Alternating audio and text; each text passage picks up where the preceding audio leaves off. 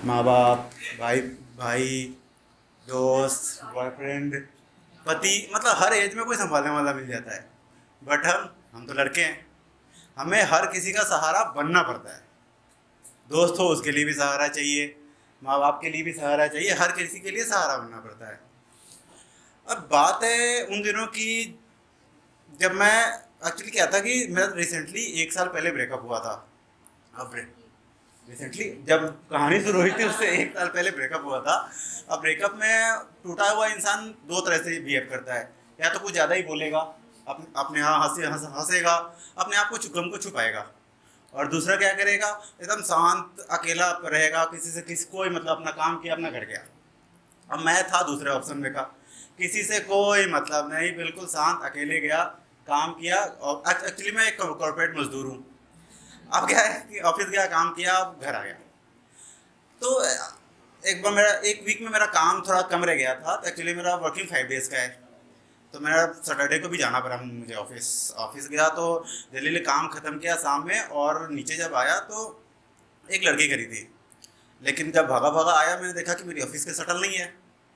तो मैंने उससे पूछा, एक्सक्यूज मी, हाय, शटल हमारी चली गई क्या? तो कहते नहीं नहीं, वो B8 से आएगी, ये सैटरडे है ना। एक्चुअली B8 हमारे ऑफिस का दूसरा ब्रांच है, तो वहाँ से आएगी। मैंने बोला अच्छा। उसके बाद ठीक है, अब अकेला रहता हूँ, मैंने अपने ईयर प्लस लगाए और साइड में मैं अपने वेट करने लगा। उसके बाद क्या हुआ कि फिर हम अपने अपने घर गए। मंडे को ऑफिस आया, वो नहीं दिखी। ट्यूसडे को भी नहीं दिखी, फिर दिखी वेडनेसडे को। अब जब एक बार हाई हो चुकी है तो नॉर्मली ऑफ कॉर्पोरेट में क्या होता है, स्मेल तो होती है। लगातार 3 दिनों तक ना हाय ना हेलो, सिर्फ स्मेल चली हमारी। अब उसके बाद फिर बंदी गायब, वो दिखी नहीं ऑफिस में। अब क्या हुआ कि अब अचानक 3 दिन तक उसके बाद गायब। क्या हुआ है, जॉब छोड़ गई? पता नहीं। क्या हुआ पता नहीं। फिर उसके बाद क्या हुआ, 1 हफ्ते के बाद मैं भी भूल गया। फिर अचानक 3 महीने के बाद वो मुझे दिखी। मैंने बोला यार कहाँ गायब हो गए थे यार। मैंने ऐसे ही बोला कि मैंने कहाँ गायब हो गए यार। तो कहती है कि एक्चुअली मैं मुझे टाइफाइड टाइफाइड हो गया था, मैं घर चली गई थी। तो थोड़ा सा चीज़ सही होने में मुझे समय लग गया। उसके बाद क्या था, बात तो शुरू हो गई। और शुरू होने के बाद क्या था, हाय हेलो से बात शुरू हुई। फिर हमने नाम, एक दूसरे का नाम पूछा। अब नाम मैंने पूछा कि, मैंने बोला कि इतने दिनों से हम एक दूसरे को जानते हैं फेस टू फेस, नाम नहीं जानते। तो उसने बोला हाय आई एम दीक्षा। मैंने भी हैंडशेक किया, मैंने अपना नाम बताया।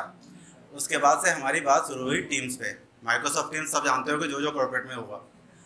उसके बाद टीम्स पे मैंने उसको ढूंढा। उस नाम तो बताया था दीक्षा, लेकिन मैंने ढूंढा, मैं DI से सर्च कर रहा था और वो निकली DEE। वो मुझे मिली नहीं। मैंने उसको बोला एक्चुअली मैं आपको सर्च कर रहा था, तो एक्चुअली आप DI सर्च कर रहे हो गए हाँ। तो उसके ने फिर हमारी टीम से बात शुरू हुई। और टीम से बात करते करते हमारी बात हुई व्हाट्सएप पे। फिर धीरे धीरे हम इंस्टा पे पहुंच गए। अब इंस्टा पे पहुंचने के बाद एक दिन अचानक उसने बोला कि, हम कैफेटेरिया में बैठे हुए थे, उसने बोला कि तुम्हारी हंसी के पीछे कुछ राज है। तुम्हारी हंसी के पीछे कुछ राज है, मतलब हंसते तो हो, मेरे सामने ऐसे रहते अकेले और हंसते हो, लेकिन कुछ खुल के नहीं हंसते। फिर मैंने उसको बताया कि क्या हुआ मेरे साथ, कि कैसे मैं किसी से मिला, कैसे मेरा दिल टूटा, कैसे मैं अकेला हुआ। तो उसके बाद उस बंदी का बिहेवियर ही चेंज हो गया। Not in negative way, positive way में उसका चेंज हुआ। अब जैसे एक छोटे से बच्चे को कोई गार्डियन, माँ या फिर कोई भी जैसे गोद में उठा करके संभाल लेते हैं ना, वैसे उसने मुझे संभाला। लिटरली मैं जब टूटा हुआ था, मैं 2-2 बजे रात तक एक रोड, सुनसान रोड पे अकेला घुमा करता था। कि कितने बार तो पुलिस वाले घर आके छोड़ते थे मुझे कि यहाँ क्या घूम रहे हो। बस फोन घर पे रखा, ID रखी है, चला गया। उसने मुझे ऐसे संभाला कि रातों को सोता नहीं था, मैं सोने लग गया। नींद, अब 2-2 बजे रात तक मैं सोता नहीं था, 3-3 रात भर। अब 10:30 बजे नींद आने लगती है। अब उसके ऐसे संभाला उसने मुझे। फिर क्या था, हम सब हर काम साथ में हो रहा है। फिर वही हुआ जो नहीं होना था। क्या हुआ, किसी को कुछ आइडिया? यार दोस्ती में ब्रेकअप थोड़ी होता है। उसके बाद वही होना था जो मुझे पहले हुआ था यार, उससे मोहब्बत फिर से हो गई। अब क्या किया जाए। लेकिन फिर भी मैंने उसको अपना दिल बयां नहीं किया। अब बयान इसलिए नहीं किया कि मन में बहुत सारे डर थे, ख्याल थे, बहुत सारे चीज़ें, क्योंकि एक बार टूट चुका हूँ, दोबारा टूटा तो मर जाऊँगा। उसके बाद वो मुझे दोस्त मानती है, अब क्या पता मैं उसको अपने दिल हाल दिल बयां कर दूं और उसके बाद वो दोस्ती भी ख़त्म हो जाए, इसलिए मैंने उसको बयां नहीं किया। फिर अचानक रात को कॉल आता है और मुझे ऐसा लगा कि मैं सपना देख रहा हूँ कुछ महीने बाद।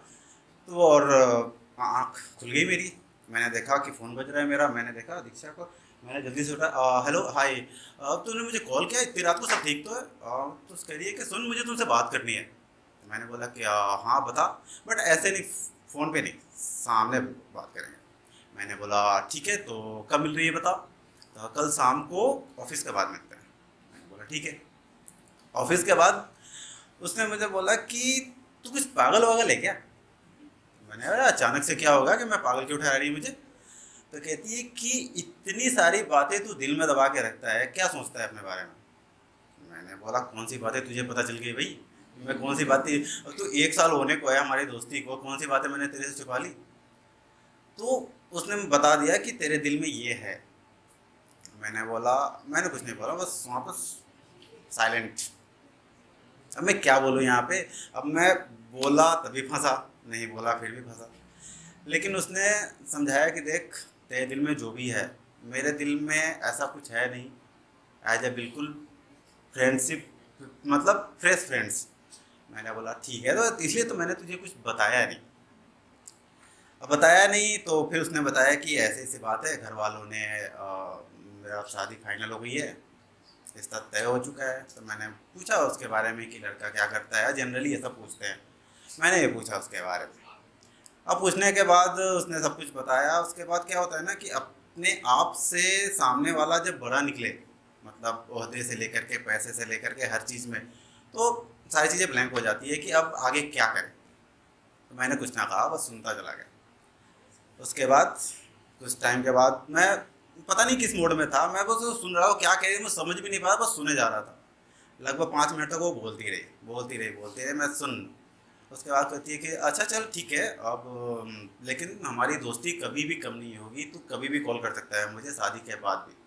मैंने बोला ठीक है, सब खत्म। तो अब इसी बात पे अब क्या हुआ, फिर एक बार टूटा। इस बार मैं पूरी तरह नहीं टूटा क्योंकि मैंने उसके अपने हाले दिल बयान नहीं किया था। अब इस पे मैंने कुछ लिखा था, अब इसके साथ ये ज़्यादा नहीं, छोटी सी एक पोएम है। अब इसको, इसके बाद मैं अपनी सीट पे जाऊंगा। एक सेकेंड मैं आपको बताता हूँ। तो लाइन कुछ यूँ है कि नज़रें मिली थी जब उससे पहली दफ़ा, मैं चाहूँगा कि आप लोगों भी इसमें हाँ साथ दें, कि नज़रें मिली थी जब उससे पहली दफ़ा तो कुछ होश ना रहा, बस उसे देखता रहा। क्या किया मैंने? देखता रहा। नाराज़ थी शायद मेरे देखने से उसे, फिर भी मैं उसे देखता रहा।